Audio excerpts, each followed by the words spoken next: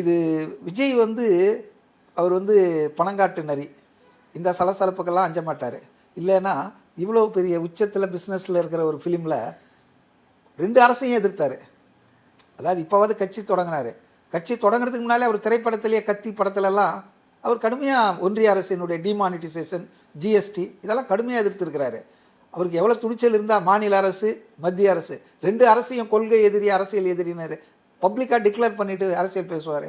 அதனால் இவங்க ஒன்றா பயந்துக்கிட்டு பையன் மாட்டிக்கு போகிறான் டாஸ்மாக்லான்னு உடனே போய் ஆர்எஸ்எஸ் ஆட்கள் மூலமாக டெல்லியில் போய் பேசி சரண்டர் ஆவாங்கள ஒழிய, அவர் விஜய் வந்து துணிச்சல் மிக்கவர். அவர் எல்லாத்தையும் பார்ப்பார், இதையும் பார்ப்பார். நேற்று ஏன் அவர் வந்து அமைதியாக இருக்கிறாருன்னா, அவருக்கும் மனசில் தாங்க முடியாத ஒரு மன உளைச்சல். தன்னுடைய ரசிகர்கள், தன்னுடைய ஒரு கட்சி தொண்டர்கள் இந்த மாதிரி அநியாயமாக இறந்துட்டாங்களே, அந்த அதிர்ச்சியிலேருந்து அவர் மீள்வதற்கே பல மணி நேரம் ஆயிருக்கு. அதனால தான் லேட்டாக வந்து அவர் ராத்திரி தான் போட்டார் இரங்கல் செய்தியை. அதனால் அவர் வந்து பயப்படுறது அதெல்லாம் வேலைக்கு ஆகாதுங்க.